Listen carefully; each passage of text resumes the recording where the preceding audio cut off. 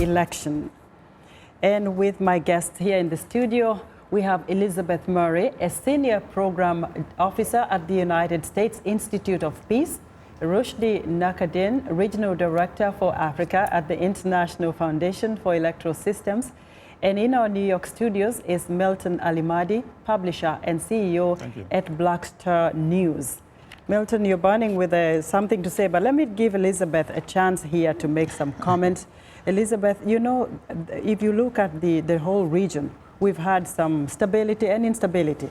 If I remember, in 2008, there were chaos in Kenya's election, which led to the ICC cases, and you know, the rest of the history goes. But I'm also wondering, when you look at social media, because what we're getting is most of the people who are in the rural areas, and like you said, a lot of the population now are mainly the youth. Their media savvy, their social media savvy, they can write. How about the people in the rural areas whom we understand are the ones who really supported President Museveni? Probably because they are not able to use the social media tools, that's why we are not getting comments. I don't know what you think about this, but there could be quite a lot of people who feel, well, he has led the country to stability in the last 28 years. Why not give him another 5 years? Yeah, I believe that there certainly are. There are many that are ready for change, and there are certainly many supporters of Museveni. These individuals are, as you say, based in rural regions. They may not be using social media as much. The primary form of news for them could be radio and in other languages than English. And so I think that yes, the social media picture that we see tends to favor the youth voices, and that's the case everywhere, though. It seems that more and more youth are using social media to express their frustration and their grievances after the election. But as you and I were mentioning before, social media has been a powerful tool for organizing people for peace before this election, after the election, and we've seen this in other countries as well. Rushdi, Milton, let me get a view from Rushdi here in the studio, and I'll give you a longer time to tell us what your thoughts are. But I'm wondering, time is fine. Yeah, when you look at the UN and the US and also the EU and all the other international bodies that are kind of critical about the outcome of this election and how the process was conducted, is there a fear to say it like it is? This was not credible, you probably need to go back to the polls. And on the other hand, Africans will tell you they are tired of being told what to do. Yeah. They don't want neocolonialism. Weigh in on this. I think that there's been a change over the years, and though you might still have the sentiment that there should be African solutions for African problems, there's also a recognition that there are international standards at play, international obligations. We've seen a professionalization when it comes to election management, which is why we're able to criticize what is happening on the ground, because we have a sense of what those best practices or standards are. But by the same token, you've also seen that on the side of election observation. Over the past 20 years, people no longer conduct observation missions where they anecdotally speak about what they saw. They now cite law, they now cite provisions, and in particular within the African context, the African Charter on Democracy, Elections and Governance plays a critical role. You've maybe seen institutions like the EU or the Commonwealth Secretariat or organization like ISA come out and be very critical. But when you go and read the statements of the African Union as well and their observer missions, it is equally critical, but maybe said in a slightly different way. So that acceptance of the norm of observation by virtue of the fact that people were invited to come and observe, there should be an acceptance that they might be critical. Observers are not just there to tick a box and say, good election, let's everything continue. And what you see now has been borne out in a lot of research. The fact that election observation reports correlate with citizens' comments and sentiments is a very strong point to be made. So there's focus now on some organizations, and it is easy to dismiss them and saying that they are coming from the West, but that is the norm nowadays, and we can accept that for countries like Nigeria. Ghana has an upcoming election.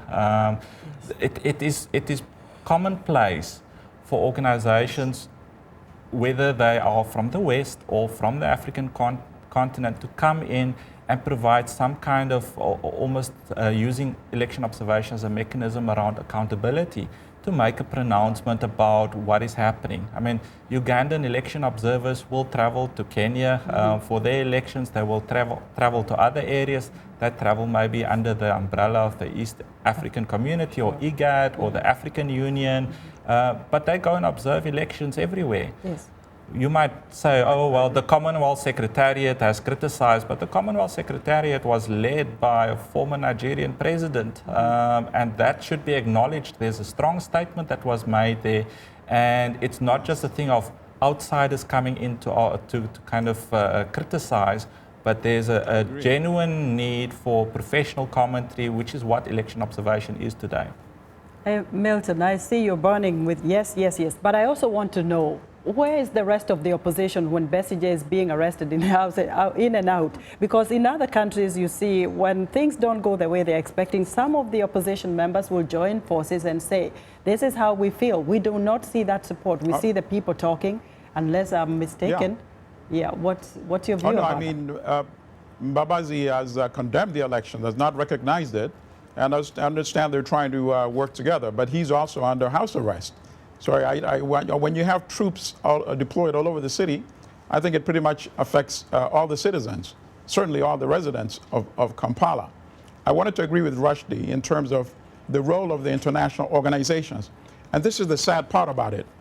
General Museveni really knows how to play the neo-colonial card or even the race card sometimes.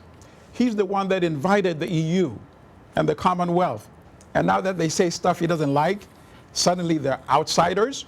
One good thing about General Obasanjo, former General Obasanjo, former President Obasanjo, he said before the election that he would not endorse a fraudulent election. And it turns out he's lived up to his promise.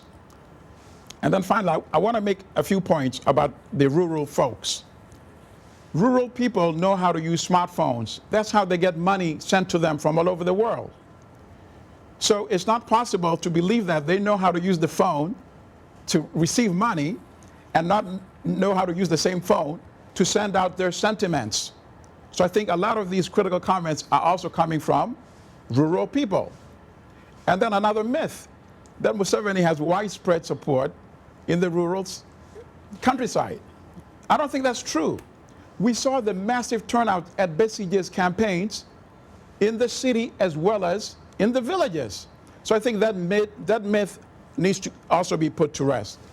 Even as you say, Milton, that Amama Mbabazi has come out to say what happened in the election is not right, we do not hear the opposition clearly saying we stand with Besigye on this, or we don't see them saying we're going to form a united front. But then on the other hand, you ask yourself, what is more important, the stability and the peace and the safety of people in Uganda, to say, forget about it, we'll have to deal with this for the next 5 years and realign ourselves for the next election, or go out on the street and then we have another Esther. Chaotic situation, which is the, let me turn to Elizabeth. Esther. You're the one from the U.S. Institute of Peace. What do you think? What do I think people should do, or what do I think we should expect? What should be the way forward now? Because, you know, more chaos, well, national security, the uniformed police everywhere, but it's very difficult. Life is at stake here. As a Ugandan citizen, I would be afraid to take to the streets. We have seen that Museveni, the NRM, and the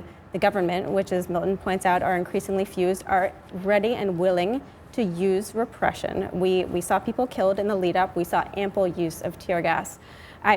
Many people are calling for dialogue between Besigye and Museveni.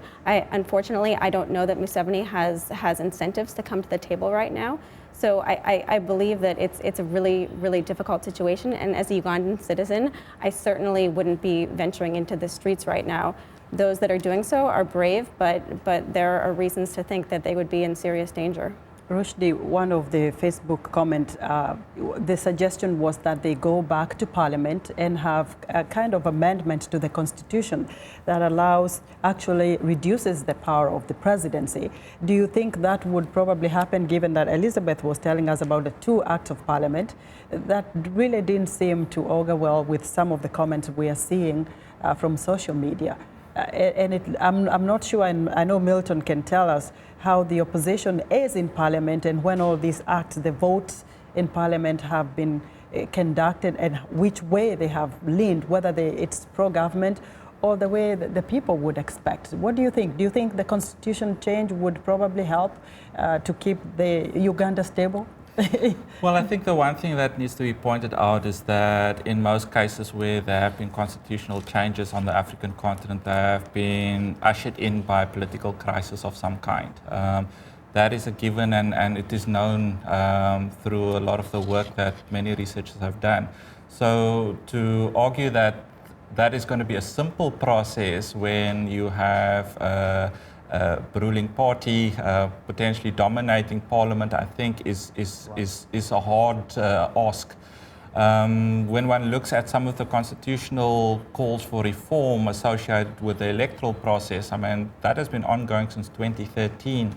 And we've seen the roadmap being published for this election, but issues around electoral reform have still been pending in Parliament.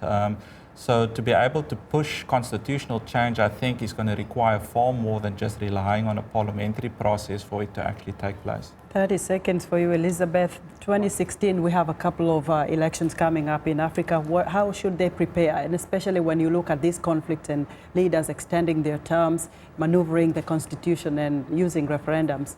Yeah, we certainly, many elections in Africa coming up this year, as you pointed out, many have been peaceful. We have many elections that we look at as great successes. I think we'll see increasing involvement of youth. Youth have been called a threat to electoral stability, but they're also a tremendous asset. So I would say it's important to watch the potential of youth for violence or for peace, and to keep an eye to these constitutional changes that have happened in many countries recently, including Rwanda and Republic of the Congo, that allow leaders to stay in place longer. Okay, Milton, you have the last word.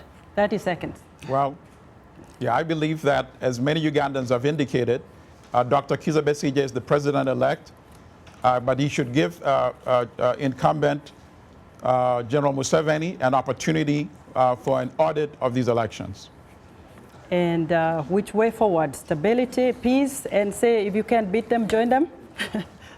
I don't think they're mutually exclusive. I think Ugandans have demonstrated by voting that they want peace, stability, and democracy at the same time, and certainly an end to one-man rule after 30 years. Well, we hope for the best for Uganda, the pearl of Africa. And on that note, thanks to our distinguished guests, Elizabeth Murray, a senior program officer at the United States Institute of Peace, and Rushdi Nackerdien, regional director for Africa at the International Foundation for Electoral Systems.